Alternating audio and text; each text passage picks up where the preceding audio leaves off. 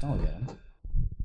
Don't look at my notes. Stop. Nice notes, Right loser. here. See, I even got it's charging now. It would be a big farce if I didn't actually need my notes this time. Well, let's not get into that. We don't want to know. Can you imagine? We had a comment about this on our YouTube videos. Can you imagine the day that we have stands? So we can actually use our other hand for something? My JoJo brain said that'd be pretty cool. What would our stands be? That's what this episode's. I'm just kidding. No, one day. JD does not agree with that. I was thinking earlier because I thought I had an extra stand lying around in my closet. I do not. I mean, I have, like, we actually do. We actually have table stands, but we don't like them. Well, they're going to pick up literally everything in the city. You can hear this right now. We don't like it. It's an incessant noise that you don't want in your ear holes. That, JD, you want that in your ear holes. He's being a talkative boy today. He's chatting it up. Perfect, JD. So, I have a segue, but it's really abrupt. Do you want to waffle a little bit, or you just want to? I mean, It's a little abrupt.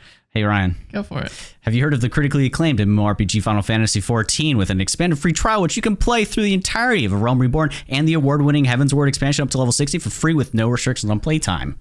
Not sponsored, everybody. I should have memorized that. That would have been really fun. That's in his notes. Dead into it. It is at the top of my notes. I have heard of that game. Yeah, we've been playing it a lot. It's pretty good. We've been playing it a lot. It's pretty fun. We actually started playing it, so this isn't us following a trend, I swear. A year ago. Yeah, well, I've been playing it longer than that, so it's no big deal, but it's whatever. Well, I started... Ooh, he's got all his D&D notes right there, huh? Let me... Hey, man. Oh, it was close. Home game. So, harken back to... I don't know what year it was. PS3 was still out. PS4 had just... I think PS4 had just been released. So, Final Fantasy is on PS4. It's on PS3. My friend Joe... Just got on PS5. Yeah. Just got on PS5. What a world. We've gone through a console generation and then one. But I was playing on my friend's borrowed PS3. Everything looked terrible. It was 720p. He was playing on PS4. I'm like, dude, how many pixels can you stuff into this thing? That is impossible. I played it for a little bit. I did my little pole arm stuff. I love those kinds of things. It was not my shtick because there's a lot of buttons to press. There are a lot of buttons. So I stopped. I played it for a while, and then I love MMOs. I've always loved MMOs. Well, this was like 20-something. 2010, 2013, 14, somewhere around there. I don't know. Somewhere around there. But I can't remember. I love MMOs, and I was super excited for this one, but I just got super busy. I couldn't play anymore. And then I got sucked back into WoW at some point. And I was like, can't do that either. And so it's been a whirlwind of MMOs. What I guess it took me a while to even figure out why I liked MMOs, and I think I had an epiphany, which is why this video is even happening right now. What was it for you though? Like short and sweet, because we'll probably get into it at some point, but so the reason why I like MMOs, I think is because of the world, I want to say. Because I loved Warcraft. So Warcraft 3, I played the hell out of Warcraft 3 as a kid. There was a free demo of it back when demos existed, I know. There was a free demo of it on like Blizzard's website, and I downloaded it. I was very young and I couldn't afford games, so I downloaded the free demo, and I played it. So I played it over and over and over, and I loved this world. I didn't understand it, as a child. And eventually, I got World of Warcraft, which is the world of that game. Yes, obviously, hence the name. And I loved the lore. I loved the storytelling that was going on. It was fascinating. The music's super good, and so I think that's the biggest draw for me. And coming into Final Fantasy, it's a little dry at first, but it gets going. It gets going. So I think that's the feeling a part of something bigger, maybe. Yeah, I mean, much like D&D, right, there's a big barrier to entry that nobody's really been able to solve. And I guess before we get any further into this, hey, we do D&D things here a lot of the time. He's Ryan. He's Braxton. This is the Dungeon Crawl. Today we're going to be talking about, I don't know exactly what the title's going to be, but just generally how MMO/Final Fantasy XIV has altered how I've at least kind of played and run D&D, like within the last couple of weeks of this episode coming out. Yeah. And then Ryan has comments because he's always thinking about these sorts of things, so he'll also have input. But his notes are closed. Yeah. You don't have any notes? It's all in here, man. He's free ball. That's a phrase I didn't want to bring in today. So what even... Are MMOs even relevant to D&D at all? Yes. Why? Why because them and D&D have influenced each other back and forth for the last 20 years. Yeah. What I want to say almost I mean, hell, there was a D&D Oh, MMO. boy. I want to say there was. That'd There's be at least weird. a Was it Warhammer turn-based? MMO. Can you imagine a turn-based MMO? That'd be there's not. terrible. Yeah, that would be terrible. Just because of people taking their time. And that, that's probably why that it is not turn-based. But there's a big interface difference between D&D and MMOs. So at first, it did not seem like there was a lot to garner from one to the other, just because one is turn-based and you don't have like 82 skills. It's quite the opposite. Especially if you're a warlock, you've got like one skill, one spell you can cast. In an MMO, I mean, you can have up to 24 people in one thing. It's a lot more different. There are quests, there are people, NPCs, characters, and that's where it kind of starts, I feel. But within, I suppose to begin with combat in particular, because this is where things began for me, we had an episode, and I don't remember which one. Was it just combat? Did we just talk about combat again? Like how to make combat interesting or something like that a few episodes back. So if you want to get the context of what we're talking about here, there's a thing that Ryan has done in his combat where he's morphed action-oriented monsters as well as MMO, very small portions of MMO design. Yeah, there's a very specific encounter that we had that I got directly inspired by MMO raid design, where you like some creatures siphoning off power off of the ads, the smaller creatures around them, and you have to kill them. And the more that are on the field, the higher the AC of the main monster was.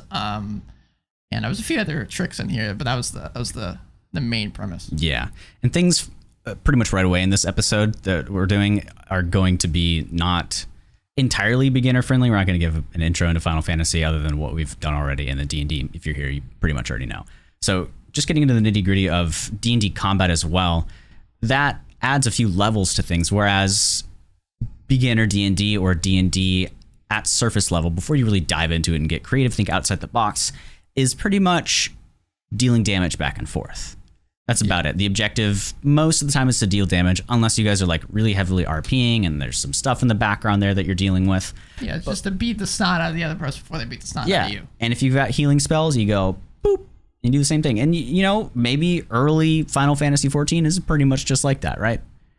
A Realm Reborn, you just kind of jump into a dungeon and you whack things, the tank pulls people. Whoa, that's already new. Hold on, what? That's a thing I wish was in D&D. What, aggro? Not necessarily. Well, you can do that within your brain as the DM, but I wish... there are spells that force a creature to attack only you, some abilities that do that as well. It'd be really broken in D&D, I feel like. They'd have to change that. But I wish there was more of a dynamic, which is what's leading to my next point of... in D&D, when I first started playing, I used to be like a terrible DPS in an MMO. Let's imagine the whole Dragoon meme, the floor tank, they're always dead on the ground, or they're making things difficult for people.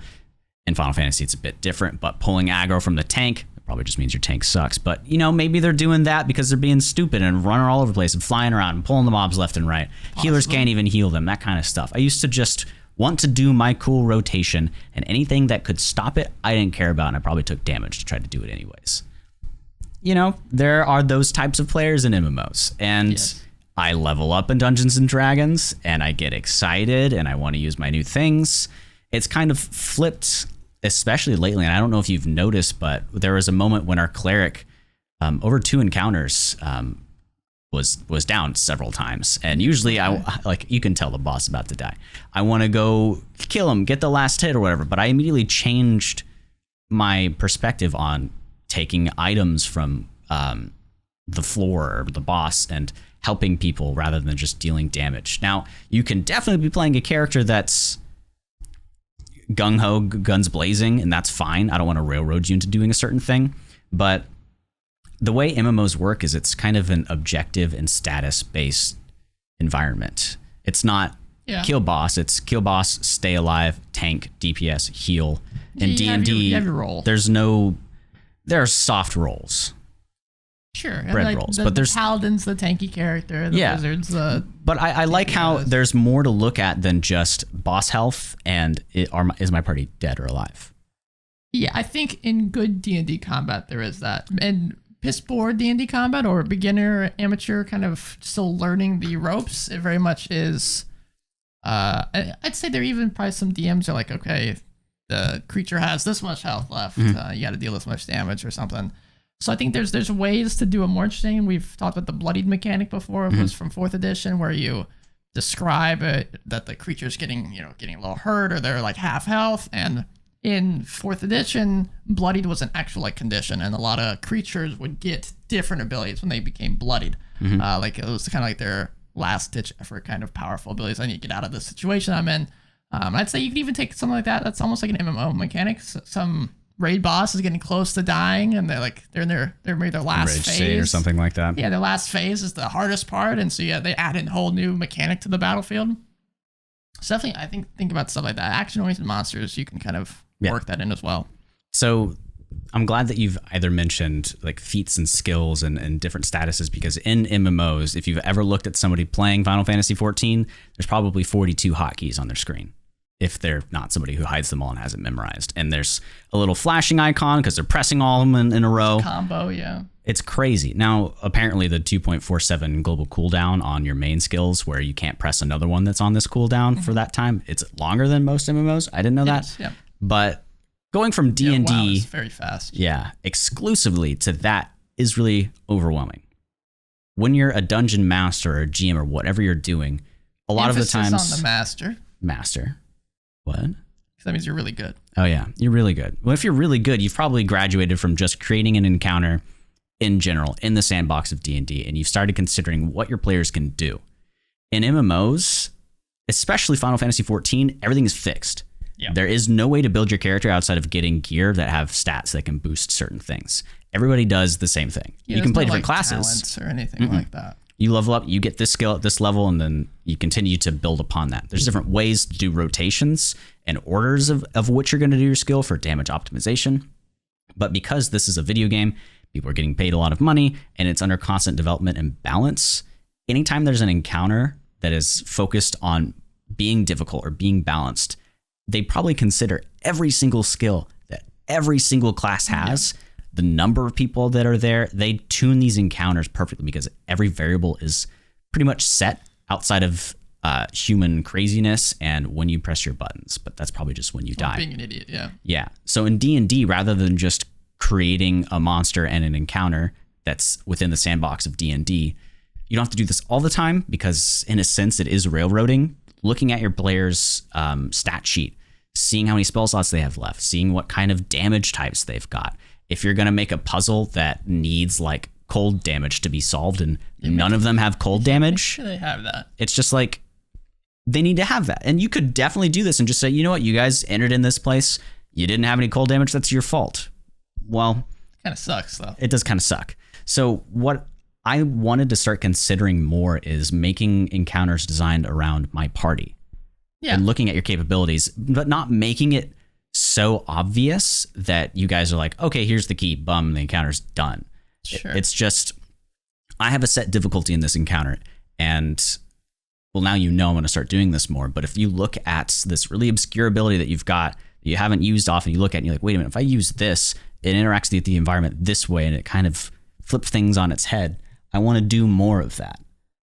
I want to act like these are the skills that your classes have in the MMO that I'm making, and I'm making this encounter so that, you know, if you've got an Astrologian, one of the healer classes in this, it makes the encounter a little bit easier, or it works in this way, versus if you have a Scholar, a different type of healer, this is how it changes. So if you guys use this spell versus this one, I want to consider more kind of a dynamic way that interacts with my party and their quirks, rather than just a cookie cutter kind of something that's from a module. Those are great, but there's a different level of personality that comes whenever your players have a solution to something. Yeah, I mean, I think taking the things that your players can do into effect when you make something is very smart. I think it can, like you mentioned, maybe not do it for every encounter. No. Then it can get. It's just like, okay, is this world made around us? Like, what's going on? Right, exactly. Yeah. But I think, having a puzzle that specializes in maybe if there's a player of yours that hasn't gotten the spotlight lately, then you can highlight a certain ability they have or a certain spell, and there's possibly they don't realize this, right? I think it's also a good way to show new players things that their character could do. You created an encounter that specifically emphasizes this ability that maybe they haven't touched yet, and like, hey, FYI, you can do that, or put an enemy in front of them that does the exact same ability, and then maybe after the fact say, hey, by the way, you can do what that guy was doing. You don't know. You're a new player, and then say, oh, well, that guy was badass. Let me do that. Or I think this is the same kind of philosophy of, let's say you put a troll in front of your party, and none of them have a fire ability or something. So you hand them a Molotov or fire grenade or something earlier in the dungeon or an earlier point, and so they have this in their possession, and they might not know, if the troll takes fire damage, but you can show this in different ways, and then maybe like, hey, we picked this up a long time ago. Hell yeah, let's toss it out. So I think being able to have this world that doesn't just play off of the characters, but you can, play to their strengths every so often, can really make them feel like they're, which D&D is, I think, meant for, feel like you're a powerful individual. I mean, Final Fantasy is very much like that as well. You're literally like... You're the Warrior of Light. You're the Warrior of Light. You are the one. And what Ryan's saying, I don't think is exclusive at all to Final Fantasy XIV. That's just like good puzzle and dungeon design. But the key things I highlighted about combat and encounters are making it more of a puzzle. And we've talked about this like ad nauseum in our episodes as well. But specifically for Final Fantasy XIV, I love how it feels so designed to be played in the setting that it's in, rather than just an HP pool, and the interconnectivity between the party and it being like one person rather than 4 to 5 people playing a single player RPG, and your team members are NPCs that you don't care about, Yeah. A lot of the times it's literally just, okay, I've got my build. I sit at the table. I just want to do what I want to do. I want to hit what I want to hit. It's like Adventurers League kind of stuff. Yeah. I just want to do my thing. I don't care about the other party members. Yeah. I think that's when D&D gets really, really fun. And the party that we play with that I was trying to peek notes at, we very much started like that, where we're all newcomers jumping in here. We're queuing up for raid or whatever the hell. We're jumping in. The tank just yeets off wherever the hell else he goes, and he's pulling aggro, but the healer's just dicking off, like healing the DPS because, we want to do damage or something. Everybody's just kind of doing what they want to. And when it starts working really well, the tank sees where the party's standing and isn't just like, I want to take all the hits and survive. Well, I want to take all the hits, survive, and have my party do AoEs and kill all these guys. I want to start planning out.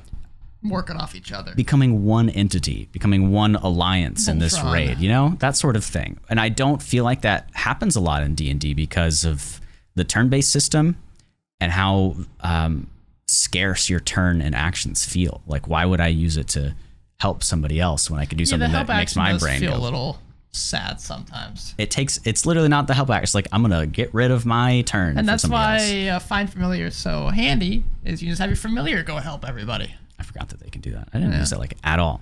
So I don't know. I just was playing a different job for the first time in Final Fantasy. I tanked for once. Can I just say really quick how sad it is they call it jobs? It makes me feel bad. I don't want another job, in my life. It's something we're familiar with. I wonder what it is in Japanese. I don't know what they call it. It's probably something less sad. I don't know. So I was tanking for the first time, and outside of the community just being incredibly friendly, it almost felt like I was playing an entirely different game. And also in D&D, it doesn't feel like that when you play a new class. It's like you're just doing a different source of damage. Your job isn't much different. So I want to try to incorporate in each encounter a role that you can fill in. Not, I'm going to force Salty in the Dungeon Chronicles or Actual Play podcast to always kind of be the tank and off damage dealer. I don't want to do that. I want there to be a clear way this boss is acting this way, so somebody could be a decoy, could do this. We could, rather than just attacking it, make it a slower game of attrition where we use our healing and kind of pick away at it. A lot of the time you can bring in, okay, well, maybe the monster runs away or there's other ways to finish the encounter. But if you want to dive back into, I want to win this encounter, make that more dynamic. If you don't want to just have it yeet off every time your players are trying to kill it and loot it, because that can get kind of frustrating. I think making it into maybe a boss mechanic, so I think there's definitely a place for, let's say you're watching this video and you're like, I've never done something like this. There's a place for regular. Oh my God, yeah. Regular D&D combat. I think what we're talking about more so it'd be like Strahd, some really important boss guy you've created. You don't want it to come over like it's just an everyday normal fight. You want to make it interesting. You want to add some layers to it, like some of the really cool Strahd ideas.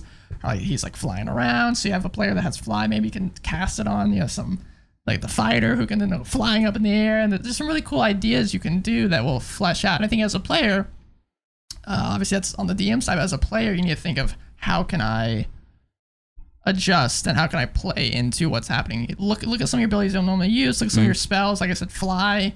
If you fly around, I can come into some pretty clutch situations. Yeah.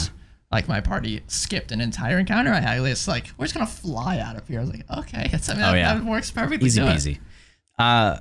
Another big thing too that is literally leaving my. I don't know what it is about having an idea in your head, leaving it there, looking at the person that's talking, being like, okay, I was sit, and then the moment you turn your head, it's like it falls out of your ear. Like it's either the podcaster or streamer curse. I'm not entirely sure. It's one of the two. I don't know. I guess. Man, okay, there it is. Yeah. So imagine in D&D, we talked a lot about, or at least a big thing for me has been the 6-second thing about rounds. Yes. How quick that is, visualizing it. Imagine that like a fight in Final Fantasy XIV or an MMO. Imagine how quickly that's going.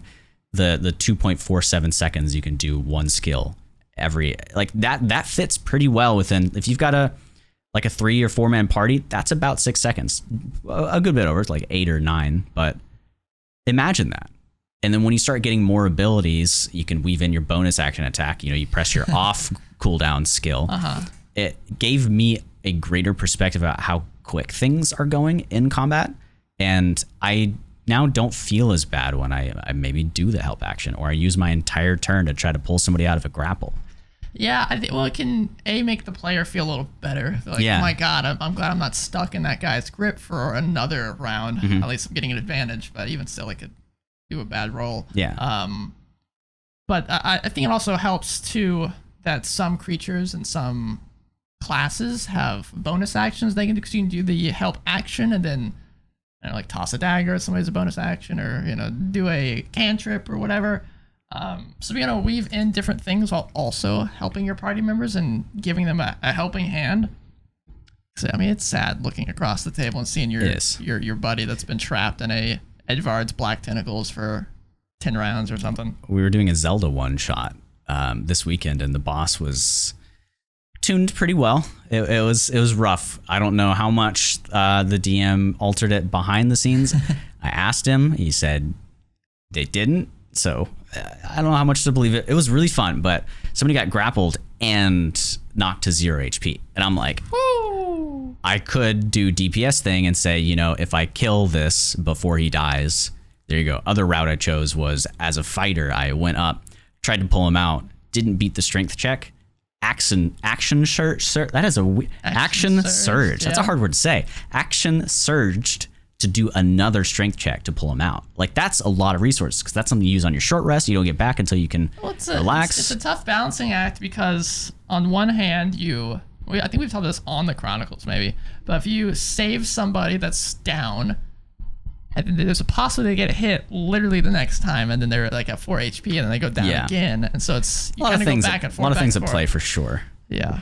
But MMOs kind of trained me more, or Final Fantasy specifically, just to harken to the title, just to think about the situation as a whole, because if the encounter fails, it's not like D&D where you can just either retcon it or, maybe your DM does an ass pull for you guys, or maybe you all just die and you make a new character. In this, it's still a world that your character exists in Final Fantasy, and you waste a lot of people's time. This is getting pretty negative, so I'm sorry to bring that up, but it's more about what can I do to make everyone succeed and everyone have fun right now. How can I type something in chat to not sound like an asshole and say, hey, Tim Tum, turn your tank stance on so we can actually do stuff and I can actually do my job. D&D is slower, so you can't do that much, and you probably can't metagame as much either. But I'll argue you can metagame more in D&D than Final Fantasy, because you can stop it and just do it. So depends on your DM letting on someone's turn, they're like, all right, so this is what you got to do. This is how you do it. And you allow us to do it a little bit. The death. So I guess in Final Fantasy, where you can literally stand in front of the bosses that just looks at you while you guys are powering up, eating your food and shit. In D&D, you can't do that, but still looking at everybody's enjoyment, I think is probably what should take precedent. But, session 0, if you guys are all like, okay, we're going to be cutthroat DPSs, and if you die, you're getting out of here. Maybe that's the game you're playing. I don't know. But I've been finding a lot more fun, and I don't know if you've noticed it. Maybe you can look at it retroactively, but I haven't just been like whacking polearm and things in our home game all the time. I think anybody watching this should also watch the Dungeon Chronicles and go. see what Zerda does. Oh my! She always does weird, wacky stuff that doesn't necessarily help the fight, but it works in the fight. And I try not to like let her do these things and just make it always be overpowered. When the monster she throws at the other monsters does 3 crits, or 2 on them and 1 on her, I think it's pretty even. I think it's okay. So we'll see. We're actually, you just missed it. This episode yesterday, we did a live stream. If you want to catch that again, you'll listen to the end of this episode to see when we do this. You can watch it on Thursday though on YouTube. Yeah, it'll come out again, or on podcast sites and stuff like that. So with combat kind of out of the way, sure, because that's almost the biggest part of D&D, or not D&D, Final Fantasy, MMOs, things. You're doing a lot of combats. You've got skills to do these things. Maybe you're a fisher. I'm sorry, that's a big part. You're doing good. You're doing great. Keep fishing. Jump into the story, because you touched on that in the beginning. That was what had me think, okay, this is what has finally inspired me to figure out how to world build and create things and write characters, because there's moments in A Realm Reborn where you're literally just an errand boy. You are. They make fun of that. Yeah, they do. Well, the Titan quest is kind of. Do you remember it at all? I'll get into it. But the quest before you are about to kill Titan, this primal, where they're like, oh, there was this group of adventurers in the past that killed this guy. You got to go meet him, ask them how we do it. Where do we go? Mm-hmm. You meet them, and they're all kind of assholes. And they're like, look, we're not going to even let you do this until you be our errand boy for a bit, and I can see if you're actually capable. Stoll was like... It's like talking to an old D&D party. It is. And then your lovely companion, Stoll, is like, well, they've killed several primals before. You don't believe us? I behest you. Please, just let us go. And they're like, I don't believe you. You're stupid. Go get me some wine and shit and like cheese.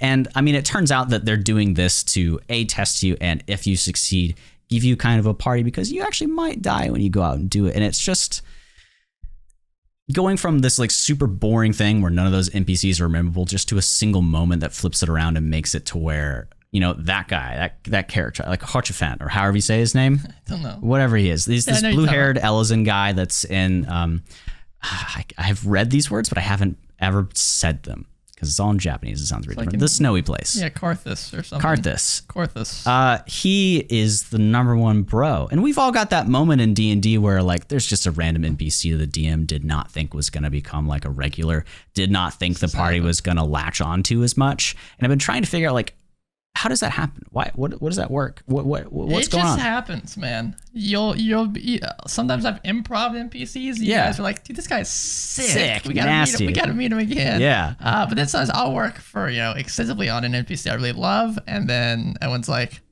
cool, moving on. Yeah, particularly for our blue-haired Elysian, or silver. It's kind of silver. Our silver-haired Elysian friend, Hochefant, blah blah blah, whatever his name is. There's a moment in Final Fantasy XIV where you come up to him and he's like singing your praises, and the voice actors, when voice acting finally starts showing up in Final Fantasy XIV, because my God, it takes a while to do that. And he's like fanatically, almost psychopathically like, you're so great. You breathed? Whoa, that's amazing. I am so honored that you're here. And I'm like, we all need a yes man like this. And I just enjoyed the character, the writing, the voice acting so much. I think you need a guy like that in D&D after the party's done a lot of stuff, like cool things. Have some people gassing everybody up. After they come back, maybe the town that they all met in, they all come back and everyone's so excited. They're giving them hugs. Like, this is where there's like a statue saying this is where this party originated from. And that's like their tourist attraction now. Yeah. And I'd say it's even harder to do in Final Fantasy, because everybody's are like, oh, praise be warrior of light, you are amazing. But for some reason, that moment just really it really got me. And before, it was this dude who, in order to speak to, I had to not only fly to him, get on the ground, go through a door, and jump over a table to then click on him to speak to. I hated this guy. And then he speaks once, and now it just colors things differently. So it shows me how important the way people speak to you and your players are, the way characters are written, and the recognition of things outside of just that NPC and the city they're from, the location they're in. I mean, it seems like an obvious thing in writing, but whenever you experience it and see it in a different medium, it's like you're an artist and you press the, flip horizontally button. You look at your art and the eyes all wonky. You're like, oh shit. Because I play D&D and Ryan does great D&D, and Thank you. Kenneth does great D&D as well. But when I do something that's outside of that, it like flipped something off in my brain. I was like, huh. Okay, so this is kind of what it feels like as a player to run into an NPC and like really want to latch onto them. Every time they show up, I'm like, oh yeah, it's that guy again. Let's go. And then like the end of A Realm Reborn, it takes no spoilers. It takes forever to get to. And it's a lot of boring nothingness. And D&D, sometimes your DM's just not hitting the mark, I guess. I don't know, maybe you're on this like grape quest to get some grapes, and it's real boring. But everything like comes to fruition. It's 2 years since you started this grape quest, and there's a nice cutscene that plays, i.e. A Realm Reborn, and it starts it literally with, you might want to set aside some time to play this. So the interesting thing about us coming, or new players coming to it now, is I would imagine a very different experience than playing it 10 years ago and seeing the most recent expansion, and enjoying the story all throughout that time. It's probably very different than it's almost like we're binge watching it. No, it literally is. And that's a very different experience than being a part. Like I watched Game of Thrones from season 1 all the way, like as it was being aired. I think that's probably a poor example because it ended, unfortunately. Yeah. But shows Breaking Bad. I watched Breaking Bad, and that was a fantastic show, start to finish.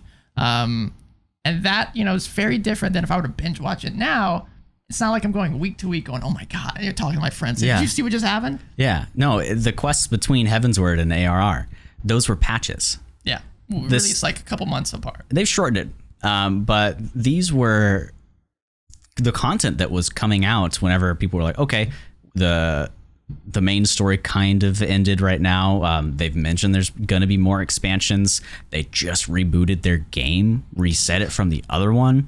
They were probably working on resources. All this money that's probably come in due to this reset of stuff, they're pooling it together, figuring out how to do Heavensward. So that's why it took so long to get that done. So I think speaking of stories and stuff, an arc, I think it's tossed around a lot when it comes to obviously shows, anime, but obviously D&D. People talk about this is my character's arc, stuff like that. I think Final Fantasy is a really good example of this, where each expansion drop for non-MMO people, there's expansion comes out, and they have a full, complete story in that expansion.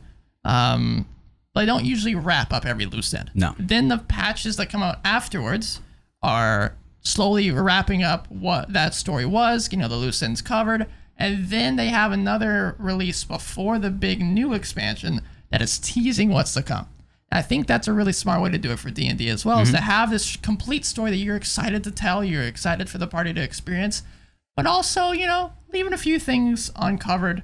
And then once you kind of finish that, I guess we could use Strahd as an example. You finish Strahd, you finish him off, whatever, sure.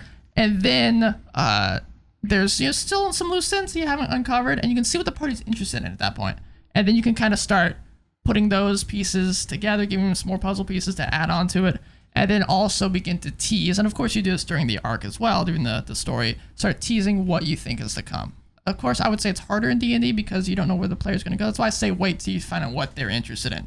Yes. So possibly you'll work really hard on a really cool area, and the party just doesn't care.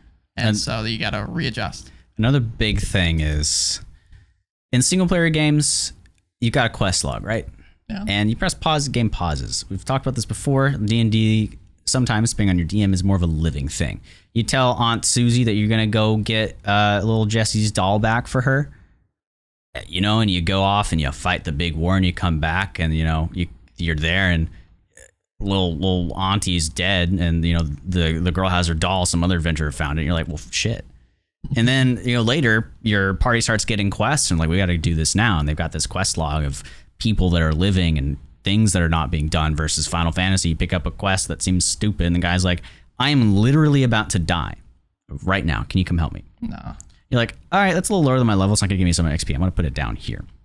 10 years later, you're grinding up your new class because the new expansion comes out, and you're like, okay, well, I'm gonna go do this and help this. That doesn't work in D&D. I wish there were more games. I actually just summoned this recently with my girlfriend, that I wish there were more games that had the consequence. I don't know if it would be fun. You know, it adds a lot of stress. I like it in concept. I use it in D&D all the time. But like if, like for example, the reason I think the Fallout and a lot of Bethesda quests don't, like main quests don't work for me is because it's super dire and important. Like if I were this character, I'd be rushing over to find my father. You know, I want to find my dad. He's out there somewhere. I want to go find him. I love him. But then there's all these, you know, quirky fun side quests, and I, as the player, get distracted, and I realize I haven't cared about my dad in the last, 20 hours of him playing this game. Maybe I should go do something about that. So I wish sometimes, and I think New Vegas does a little bit of this, where if you finish a quest for another one, then it changes and adjusts. But it'd be cool to get this really important quest the guy wants you to do. So this is life altering. You got to get this done, or else someone's going to perish, and you don't do it for a day in game. That guy dies or something.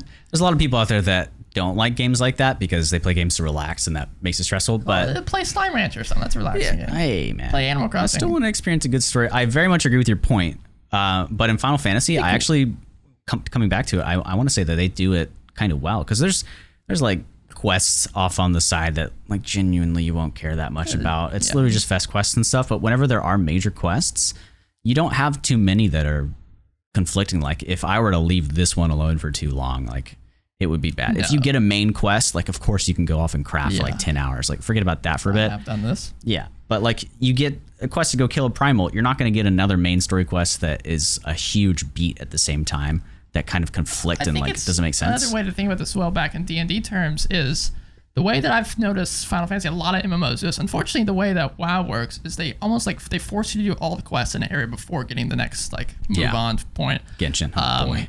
Like with Final Fantasy, you have the main quest that you can just stick to, and this is what I usually recommend people: just stick to the main quest and go into the side content later. The side quests, for the most part, are adding just extra lore bits, giving you more information about the area, about the people who live here. It's mildly interesting stuff, not stuff you need to know. And I think that's a good thing you do for D&D. Have this really cool main quest that the players can go for, and then if they go to an inn on the board, the cork board there's smaller side quests like the innkeeper wants them to go kill the rats in the dungeon or something. You can learn some interesting tidbits about the area, about the lore, if the players care enough to do that. Yeah. Another thing that really struck me, there were two experiences. One was back into combat, and we kind of talked about that already, but it's the first raid that you can do. It used to not be required.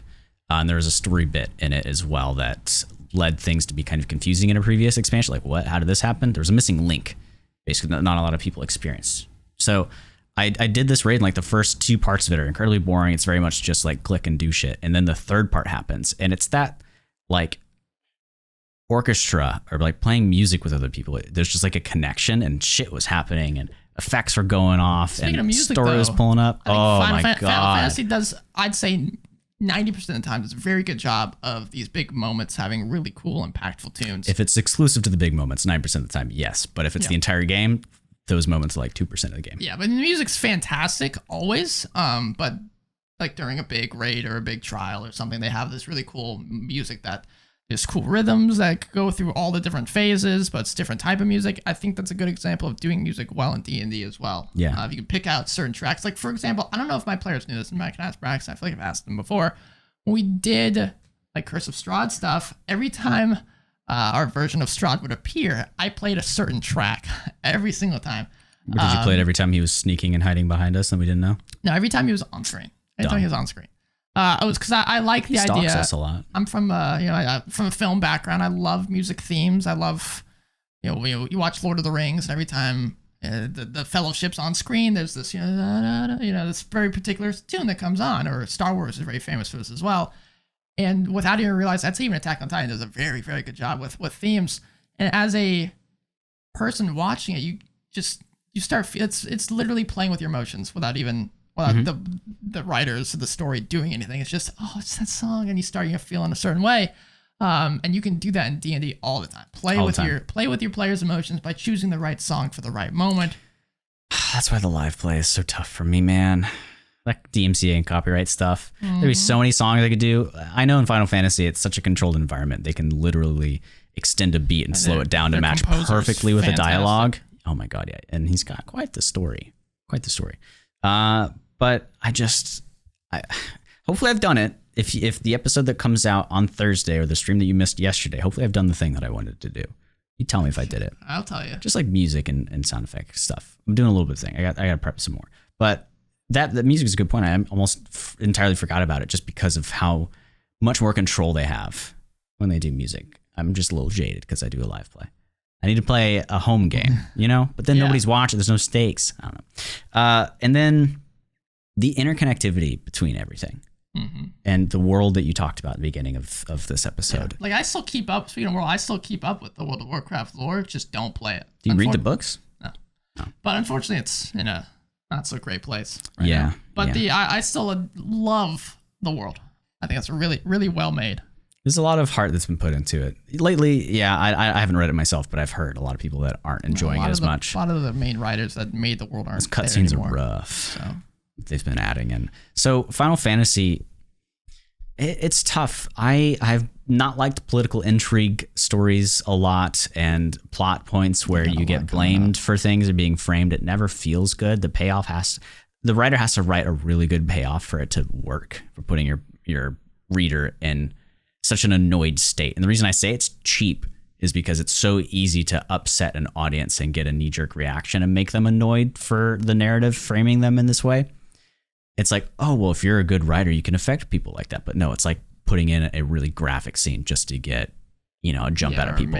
Making your villain an abuser or a sexual abuser and or something. they do this, and it's a lot of things coming together at once. There's different factions in this town, and no spoilers at all.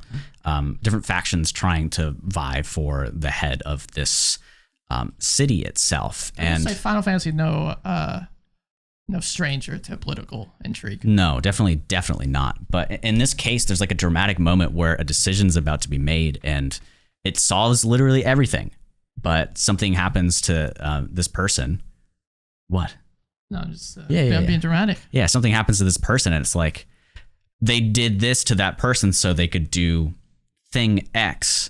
And this person who just died was about to do thing Y that made thing X happen. It's just like, well, that sucks. And then the political intrigue leaves for a moment and jumps into a personal character story that, like, for the first time in a while in a video game, really grabbed me. And the visuals of this PS3 era, super simple lighting, like everything just kind of turns red and it almost gets like a spectacle for a moment. Final Fantasy, weirdly enough, in terms of art direction, outside of the physically impossible architecture, is pretty much grounded in reality. Yeah, they make it base. I think the saddest thing to me going into Final Fantasy XIV specifically is comparatively to the other games. Yes. I get super hyped. It's like, you're just talking to someone, no voice acting, whatever, and then you get this really sick cutscene that's fully CG. There's like crazy, especially the one I'm thinking about is Final Fantasy X. The graphics of that game are mediocre. It's like a PS2 game, right? But then you have this fantastic looking CG that comes in. They've always done this. I know. They pioneered but that. 14 doesn't, like, ever. It's all in game. Which is, I think it's good and bad at the same time. Yeah. Well, in this one, that's what really impressed me, getting back to the overarching sense of community and world. Mm-hmm. But it was all just stretching of their in-game models, and they had to hire people to be able to do that. Most of the time, people just have, their stock head nod that they do or the fist bump they do when your character's ready to do something. But they made a whole bunch of stuff in game for this. And it just struck me how we went from a macro scale of economy and wanting to change the ruler of this place and murder and treason, etc., framing the players. And it's just like, whoa, what the hell's going on? And then it goes to the effect that this has on a single person. And I was just like, that's masterful writing, going from this big scale shit to zooming back down and seeing, yes, Braxton, you specifically, you're bored with political intrigue because it's all such a basic psychological thing. People want power and they want to control shit and they want money. It's always the same thing. Whenever you zoom back in and you go in those moments, it makes me realize like why people enjoy it. It's those things. We should have a Final Fantasy podcast because you're gonna have some more story thoughts like that moving forward. Well, I know, yeah, dude. I mean, everything before Heaven's Ward is the beginning, and I've heard only good things about the end of it. People think ARR is the worst. Yeah. Yeah. Yeah, 100%. So if this one thing made me this inspired to continue writing things, And See, I felt the same way that you're feeling right now after I just finished the Heaven's Ward stuff leading to Shadowbringers. I thought that was Stormblood. I thought those were fantastic storytelling. Oh, yeah. I don't know. It was that and the cooldown portions where you're seeing person after person, and like these little tidbits are coming from all over the world. These towns that you've been in that didn't feel connected. That's something that I want to try to emulate. Not the writing, not the story itself, but the feeling it gave to me. I want that to be for my players. It's easier asterisks to do this with like an MMO because, like I said, there's players playing this for 10 plus years. They have quite the attachment to the stuff. I would, before the most recent WoW stuff has come on, I would think no matter what happens, players are gonna be happy. This is more of the world. They're excited. Obviously, that's not the case. But it's hard to do it with D&D because you've been playing for, a month, or you just and it's all real time. We've been playing for a year. It's tough to get that same emotional buy-in and that love for the world without. I'd say you could always go back to our old episodes where we talk about how to get players involved and interested. So just like having bringing in Curse of Strahd or something, having the players care about this world is so much harder because they're not a part of it. They're not living in it. They haven't been in here for 5-6 years. So you got to kind of pull on your other heartstrings and just do stuff to do masterful storytelling with a module. But you know what I'm saying? To put your full heart and soul into it, talk to the players, say, hey, what do you like? Do you want to add a character to the world? Do you want to add a story to the world? Stuff like that. Which I've had my players do a few times. Yeah. And it helps. It was so silly yesterday. This wasn't even a plot point that we made up, and we've just got one party member who is just learning more about themselves as well. So in game, they're exploring flirting with characters and stuff, and it was a really cool moment. And then it flipped on me for a second. They were like, "Oh, you said it, you fucker, my fucker." NPC said it. His little NPC, Haraga, bless his soul. I love that boy. And he's probably 20 something years old. He's not that young, but he's so pure. And he's like, oh, is she pretty? This character that's in the backstory that we made not that long ago. It's not anything in my brain. And he said it, and probably you couldn't tell here, but I literally turned red. I'm like, yeah, I guess. I don't know. I was like, what the fuck? So yeah, throwing characters in there, and putting it back on the player is something that MMOs, I feel don't do a lot because you're literally just this cookie cutter non-speaking. Unfortunately, with MMOs, it has to be general for everybody. I think that's the problem with World of Warcraft. Sorry, going back to that, is your character doesn't have an impact, really. You're watching the other characters you're helping have an impact. In Final Fantasy, at the very least, you're the fabled warrior of light. Nothing happens without you. You're doing everything pretty much. It's weird to think about it in a macrocosm because he's also the warrior of light, but I am. And then when I do a raid with people, we're all the warrior of light. But these are just the mercenaries that are helping us. Yeah, it's weird to think about, but it's interesting from a storytelling perspective. Yeah, World of Warcraft and Final Fantasy are two extremes of narrative, with the protagonist being God or a little peon. I think it works in World of Warcraft for the most part because if you grew up with Warcraft, you're like, I love Thrall, I love Arthas, I love these characters so much. I want to see them do stuff. I don't care about me, but I think it doesn't work in a long-term vacuum. Another design for Final Fantasy II is character creation and fashion, and the way your character looks is so much bigger than in WoW, because everybody looks the same in WoW outside of their basic stuff. There's some pretty big transmog stuff. Yeah, but that's anybody can wear that armor. I guess anybody can look how your character does, but it's not as easy to change. You gotta pay $10. So I think my final note, and this is Final Fantasy note. Oh my god, I need to have 14 of those then. So nice. I don't want this to come off as I'm about to do the next big thing with our live play, and it's gonna be no, it's literally not, because of the comparison I'm about to make. Berserk, and what's the anime that got a second season just recently? Blonde-haired dude. Oh, Vinland Saga. Vinland Saga. Let's go. And Final Fantasy to some extent. In each of those, you've got the Golden Age arc, you've got the childhood arc for. Sure. I don't know what it's called in Vinland Saga, but I think you're right. I just took a guess, so hell yeah. I don't know. The entirety of the work is massive for each of them. It's huge, and those on a small scale are such a small portion of the timeline and the things that happen. It's just like ARR. where you go through all those people like you have no idea what's about to come.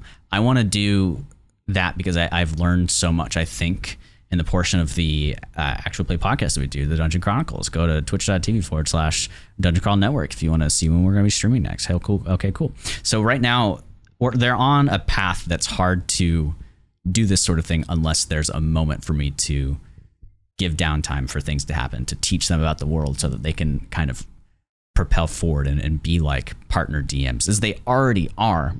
But I needed this portion to set things up. So I'm trying to make it as fun, exciting, and interesting as possible while building up to this point that will maybe become like, okay, yeah, you start this podcast, the beginning, it seems kind of like beginner DME, which it is literally, as I haven't DM'd that much. But after this certain point, it starts like getting better in this way. So Final Fantasy through A Realm Reborn and the immediate transition to Heaven's Word, Berserk, Vinland Saga, I'm inspired to try to do what they have. Yeah, it's not easy. That's no. That's what I was saying at the beginning. Like, I can't just do it.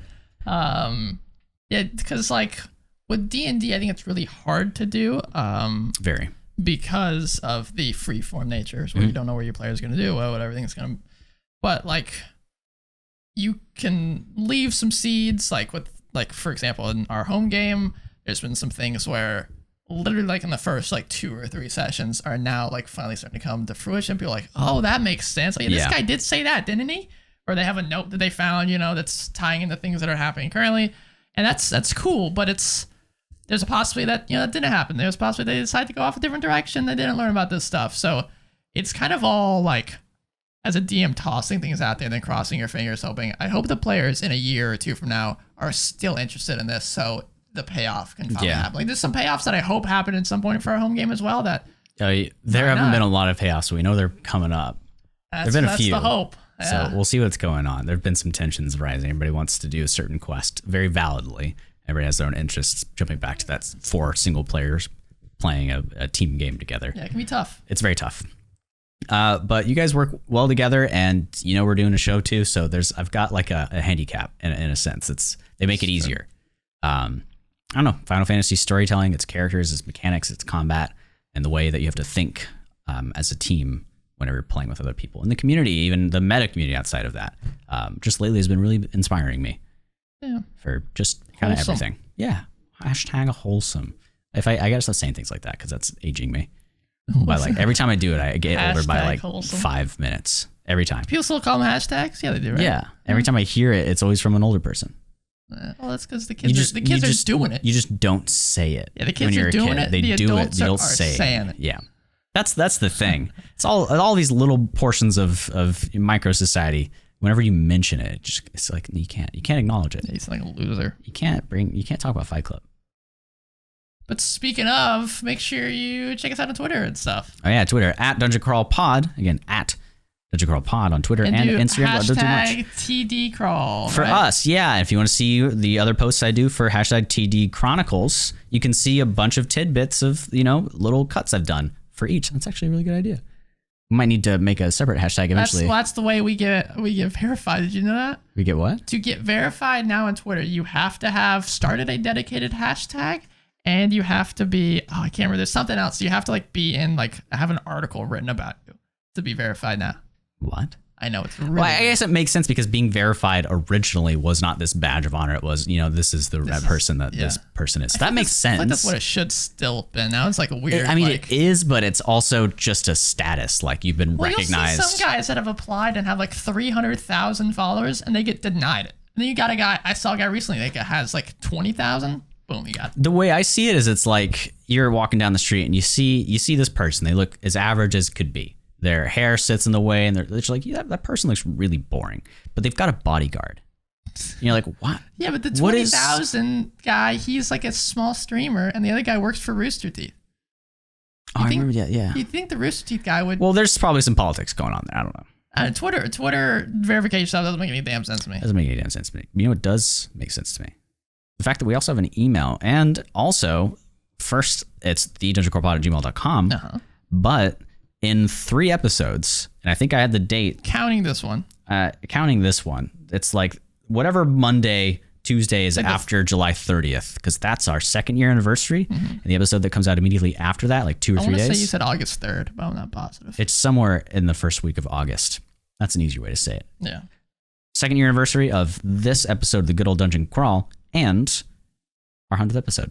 Yeah. Just do that. So leave us a comment or hop on our Discord or send an email. Make a video about it and just say comment on this video. Yeah. Give us some questions, comments, concerns, anything you want to say about Dungeon Crawl. If you want to ask us anything. Yeah. Hey, I watched your Pathfinder episode, which thank you for watching that. Yeah, that one took off. Was not expecting it, but I appreciate it. Hit the algorithm in the right spot, I guess. Yeah. Ask us stuff like, Braxton, well, how come you DM this way? Or if you played Pathfinder, what class would you do? Because there's no Warlock. Sucks to be Braxton. Ryan, what's your favorite book to read? Is it this one back here? Probably not. Adventures Almanac. That good. I put it it's behind us for today's episode. Eventually he's gonna spell out like, help me, Braxton's keeping me hostage on these books over time.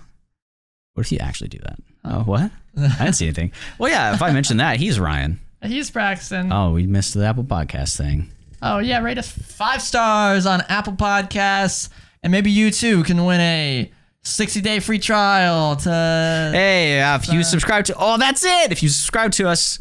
Not subscribe to us. Subscribe. Also do a like. But if you give us a 5-star rating on Apple Podcasts, you can get a special like free trial on Final Fantasy XIV. You can play up to Heaven's Word and level 60. So you can do that without rating us 5 stars. Yeah. No, you can't. Which is actually a pretty great deal. It is a pretty great deal. Unfortunately, you can't do a lot of extra stuff. That is, well, a lot of extra stuff as in like interact with people. Yeah, which is sad. But because that's sad if you and your buddy's like, I don't know if I like Final Fantasy XIV. Let's all play it together, and then you try to play it together and you can't. They made it that way on purpose, though. Yeah. But I mean, I only just got into Heaven's Word last statement, and it took me 230 hours to do that. Jesus. A lot of that was sitting at character creation screens and Fantasia and changing my character, but it's what I do. I don't know. What he does. Thanks for crawling with us.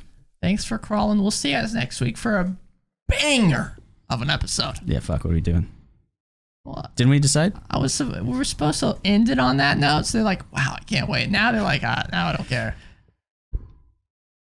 God, it's gonna be a good episode. I cannot wait. Best episode yet. Make sure you tune in. Tuna. Fish.